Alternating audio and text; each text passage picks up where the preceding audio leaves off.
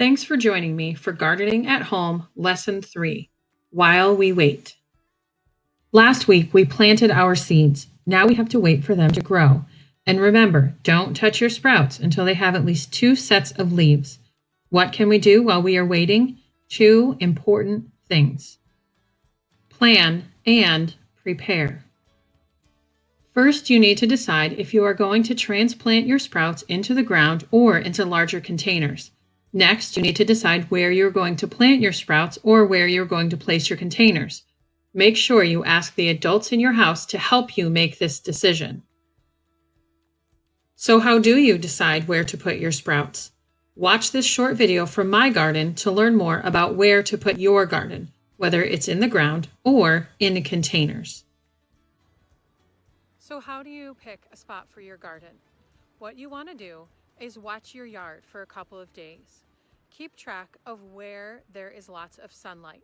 You need to choose a spot that gets at least 8 to 10 hours of sunlight a day. You'll want to keep good notes and make sure that you pick a nice bright spot. Now that you've picked a spot, it's time to prepare. Today we will talk about preparing to plant in the ground. Watch these short videos to learn how I prepare to plant in my garden. Next week, we will prepare containers for plants that can't be put in the ground. So how do you get your garden ready for planting? There are lots of different opinions, and there are lots of ways that you can prepare the soil.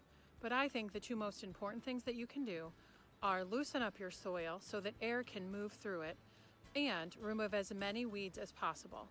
To do this, I flip over the soil in my raised garden beds and then lightly rake them. As I'm doing so, it loosens the roots of any weeds that are growing. Then I let it sit for a couple of days. After that, I can notice that any other weeds that are taking root and popping back up again. I start early so I can go through this process a few times before it's ready for planting. Here is a quick video of how I do it.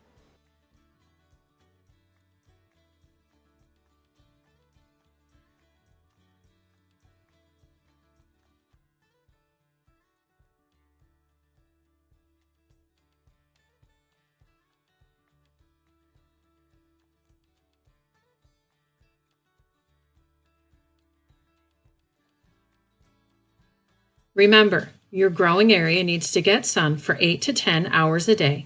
And the most important thing you can do to prepare your soil is loosen it up and remove as many weeds as possible. Next week, we will be making plant containers from recycled plastic bottles.